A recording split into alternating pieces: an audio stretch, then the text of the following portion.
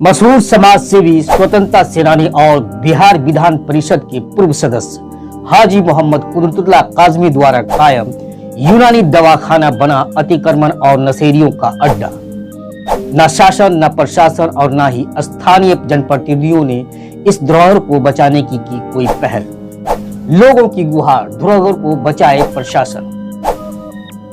सबसे बड़ा सवाल, आखिर आज तक गुमनाम हस्तियों में शुमार क्यों है हाजी मोहम्मद कुदरतुल्लाह काजमी? समाजवाद की धरती पर इनके योगदान को क्यों किया जा रहा है? द रिपब्लिकन टाइम्स, खबर ही नहीं विश्लेषण भी। सलाम, नमस्कार, सत श्री अकाल। मैं रजीउर रहमान और आप देख रहे हैं रिपब्लिकन टाइम्स। मधेपुरा की गुमनाम हस्ती के विषय पर रिपब्लिकन टाइम्स ने पहले भी ऐसी ही एक गुमनाम हस्ती आजाद भारत में मधेपुरा के पहले सांसद किराय मुसर की जीवनी और समाज में उनके योगदान पर 2 पार्ट में स्टोरी बनाए, जिसका लिंक मैं इस खबर के डिस्क्रिप्शन में डाल दूंगा। आप वहां से उस स्टोरी को देख सकते हैं। और आज उसी कड़ी में मधेपुरा की एक और गुमनाम हस्ती से हम आप सभी को रूबरू कराने जा रहे हैं। वो हस्ती है मशहूर समाज सेवी, स्वतंत्रता सेनानी और बिहार विधान परिषद के पूर्व सदस्य हाजी मोहम्मद कुदरतुल्लाह काजमी। अफसोस की बात है कि जिस तरह मधेपुरा जैसे समाजवाद की धरती पर मधेपुरा के पहले सांसद किराय मुसर को लगभग सभी ने भुला दिया, ठीक उसी तरह मोहम्मद कुदरतुल्लाह काजमी को भी भुला दिया, और जो अपने आप में एक बड़ा सवाल है। जहां तक बात रही हमारी युवा पीढ़ी की, तो आज के ज्यादातर युवा पीढ़ी अपने धरोहर को याद करना नहीं चाहती। समाज में उनका क्या योगदान रहा, उनकी कुर्बानियां और उनके मकसद को समझना नहीं चाहते, जो अफसोसनाक। लेकिन इसी में कुछ युवा ऐसे भी हैं जो अपने धरोहर के प्रति चिंतित हैं। उन्हें अपने धरोहर की अहमियत मालूम है और वो इस दिशा में पहल भी करते रहते हैं, लेकिन जो कामयाबी मिलनी चाहिए वो नहीं मिली। कारण ऐसे युवा की संख्या कम होती है। अगर संख्या ज्यादा हो तो कामयाबी जरूर मिलेगी। इसलिए हम खासकर युवा पीढ़ी से गुजारिश करते हैं कि अपने धरोहरों की अहमियत को समझिए और उसे बचाने की दिशा में थोड़ा बहुत पहल जरूर करें। तो चलिए शुरू करते हैं हम मधेपुरा की एक और गुमनाम हस्ती मोहम्मद कुदरतुल्लाह काजमी के द्वारा समाज हित में किए गए योगदान पर आधारित इस खबर को। मधेपुरा बिहार का एक ऐसा जिला जिसकी सरजमी समाजवाद के लिए जरखेज रही है। इस धरती ने अनेक नायकों, सामाजिक चिंतकों और राजनेताओं को जन्म दिया, और इसी सरजमीन के बदौलत लालू यादव, शरद यादव जैसे कई दिग्गज नेताओं ने न सिर्फ बिहार बल्कि देश का भी नेतृत्व किया। इसी उर्वर भूमि के नवरत्नों में से एक प्रखर समाजवादी नेता थे हाजी मोहम्मद कुदरतुल्लाह काजमी, जिसे आज सभी ने भुला दिया। आलम यह है कि अब उनका नाम तक कोई नहीं लेता। इतना ही नहीं बल्कि उनके नाम पर बना यूनानी दवाखाना, जिसे कुदरतुल्लाह काजमी ने समाज हित में दान कर दिया था, वो लापरवाही का शिकार हो रहा। बता दें कि मधेपुरा नगर परिषद क्षेत्र के वार्ड नंबर 10 पुरानी बाजार स्थित ऐतिहासिक यूनानी दवाखाना आज न सिर्फ प्रशासनिक उपेक्षा और लापरवाही का प्रतीक बन गया है, बल्कि सरकार और यहाँ के जनप्रतिनिधियों ने भी इस तरफ ध्यान देना उचित नहीं समझा। नतीजा, मशहूर समाज सेवी, स्वतंत्रता सेनानी और बिहार विधान परिषद के पूर्व सदस्य हाजी मोहम्मद कुदरतुल्लाह काजमी द्वारा वैकल्पिक चिकित्सा व्यवस्था को बढ़ावा देने के उद्देश्य से 71 वर्ष पूर्व दान की गई यह भूमि और यूनानी दवाखाना आज अतिक्रमण और नशेड़ियों का अड्डा बन चुका है। स्थानीय लोगों के अनुसार मोहम्मद कुदरतुल्लाह काजमी ने 1954 ईस्वी में जिला मुख्यालय की पुरानी बाजार स्थित जमीन और भवन यूनानी चिकित्सा के विस्तार के लिए दान दिया, ताकि मधेपुरा में बेहतर वैकल्पिक चिकित्सा व्यवस्था स्थापित हो सके। लेकिन वर्षों की विभागीय और प्रशासनिक उदासीनता ने इस धरोहर को धीरे धीरे खंडन में बदल दिया। वर्तमान स्थिति यह है कि यूनानी दवाखाना परिसर चारों ओर से अतिक्रमण से घिरा है। जर्जर भवन और नशेड़ियों का जमावड़ा रहता है, जिससे स्थानीय लोग भय और आक्रोश में। स्थिति इतनी बदहाल है कि लोग शाम ढलते ही इस क्षेत्र से गुजरने से भी कतराते हैं।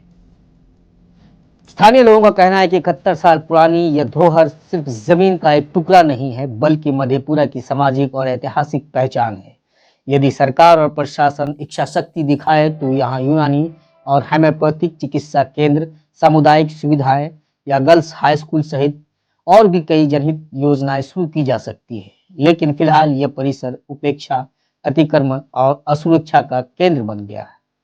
लोगों की मांग है कि तत्काल अतिक्रमण हटाया जाए, परिसर को साफ कराया जाए और वर्षों से लंबित स्वास्थ्य सेवा केंद्र के प्रस्ताव को लागू कर धरोहर को बचाया जाए।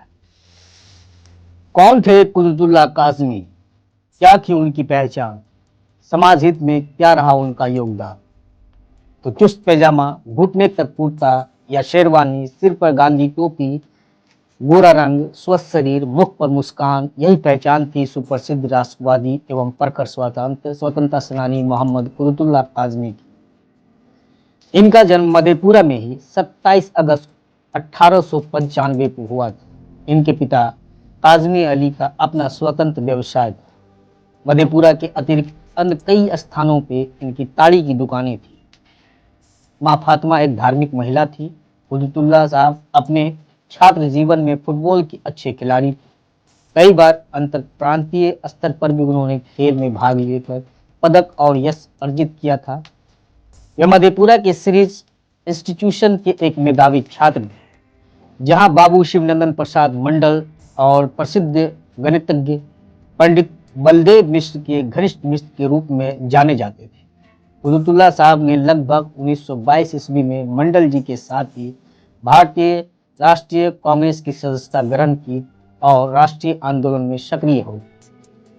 असहयोग आंदोलन में वे गिरफ्तार हुए, लेकिन साक्ष्य के अभाव में उन्हें तुरंत छोड़ दिया। 1942 की अगस्त क्रांति में उनकी सक्रियता देखती बनती थी।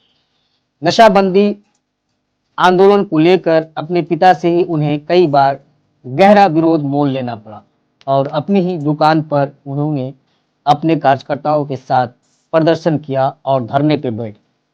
इनके व्यवसायी पिता को कई दुकानें बंद करनी पड़ी।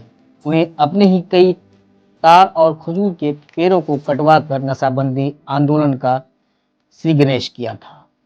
मधेपुरा के इतिहास में 17 अगस्त 1942 अविस्मरणीय दिन था। स्वतंत्रता सेनानियों एवं क्रांतिकारियों ने पहले फौजदारी कचहरी, फिर थाना और रजिस्ट्री ऑफिस आकर इन्हें बंद करवा दिया। इस जुलूस का नेतृत्व महताब लाल यादव ने किया था। मधेपुरा के दरोगा अर्जुन प्रसाद सिंह ने महताब लाल यादव, कुंज बिहारी लाल दास, देवदत्त ख्वास, कुतुबुल्लाह काज़मी, भूपेंद्र नारायण मंडल और अयोध्या प्रसाद को गिरफ्तार कर एसडीओ राजेश्वर प्रसाद सिंह के कोर्ट में भारतीय दंड संहिता के आधार 143/448 के अंतर्गत अभियोग पत्र के साथ मामला दायर किया। अभियुक्त सरयुग प्रसाद सिंह, कार्तिक प्रसाद सिंह, महावीर प्रसाद सिंह, नूनू प्रसाद सिंह, राम बहादुर सिंह, कमलेश्वरी प्रसाद मंडल, वैद्यनाथ घर मौजूदार और प्रेम नारायण मिश्र को फरार घोषित किया गया। इसी मुकदमे के आलेख संख्या 1597/42 के अनुसार 13/11/1942 को एसडीओ ने मुकदमे के अभिलेख को जिला दंडाधिकारी भागलपुर को भेज दिया।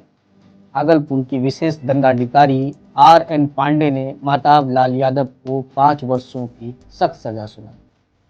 भूपेंद्र नारायण मंडल, देवदत्त ख्वास और कमलेश्वरी प्रसाद मंडल को उसी धारा के अंतर्गत 4-4 वर्षों की सख्त सजा सुनाई गई। इसी में कुतुबुल्लाह काज़मी, सरयुग प्रसाद, अधिक लाल और कुंज बिहारी लाल दास को 3-3 वर्षों की सख्त सजा मिली थी। ये लोग भागलपुर सेंट्रल जेल भेजे गए। यह थी उनकी जेल यात्रा की कथा। कुतुबुल्लाह साहब अद्भुत जीवट के इंसान थे। वे कोसी अंचल के लोकप्रिय नेता थे और प्रखर समाज राष्ट्रवादी मुसलमान थे। उन्होंने जीवन भर मुस्लिम लीग का कड़ा विरोध किया। वे अनेक सामाजिक संस्थाओं से जुड़े भी रहे। वे मधेपुरा सुपौल सहकारी बैंक निदेशक मंडल के सम्मानित सदस्य भी थे। इसके साथ ही वे बिहार राज्य हज समिति और मुस्लिम धार्मिक न्याय समिति के सदस्य भी रहे। वे स्वयं 1982 ईस्वी में हज करके लौटे थे। ललित नारायण मिश्र ने बिहार राज्य कांग्रेस समिति में कोसी प्रकोष्ठ की स्थापना की थी और कुतुबुल्लाह काज़मी इससे आजीवन सक्रिय रहे।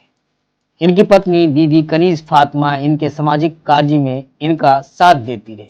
कुतुबुल्लाह साहब 1947 ईस्वी में बाबू नागेश्वर सिंह जैसे दबंग व्यक्ति को हराकर भागलपुर जिला बोर्ड के सदस्य निर्वाचित हुए। इस अवधि में इन्होंने मधेपुरा क्षेत्र में कई सड़कें और पुल बनवाए। राज्य कांग्रेस के आदेश पर इन्होंने राज्य के अनेक भागों में गहन दौरा कर मुसलमानों के बीच कांग्रेस के कार्यक्रम को समझाया। इसके साथ ही राज्य मुस्लिम सेल के अध्यक्ष पद पर ये दीर्घ काल तक कार्यरत भी रहे। इन्हें हिंदी और मैथिली के प्रति बहुत प्रेम था। ये 12 वर्षों तक बिहार राज्य हिंदी प्रगति समिति के सक्रिय सदस्य रहे। इस समिति के अध्यक्ष पद साहित्यकार डॉक्टर लक्ष्मी नारायण सिद्धांशु थे। कुतुबुल्लाह साहब बिहार मैथिली महासंघ के उपाध्यक्ष भी थे। वे अपने घर में और जनता के बीच मैथिली में बोलना अधिक पसंद करते थे। इनके साथ ही वे 1952 से 1964 तक बिहार विधान परिषद के सदस्य भी हैं। कोसी अंचल के राजनीतिक, सामाजिक और सांस्कृतिक क्षेत्र में इनका योगदान अविस्मरणीय है। मधेपुरा में इनके नाम पर एक यूनानी दवाखाना स्थापित है, जो सरकारी मदद के अभाव में जर्जर अवस्था में है। इस महान राष्ट्रभक्त ने अपने लाखों प्रशंसकों को छोड़कर 14 दिसंबर 1968 को इस फानी दुनिया को अलविदा कह दिया। आज के लिए बस इतना ही। आपसे गुजारिश है कि इस खबर पर अपनी प्रतिक्रिया जरूर लिखें और इस खबर को ज्यादा से ज्यादा जरूर शेयर करें। धन्यवाद।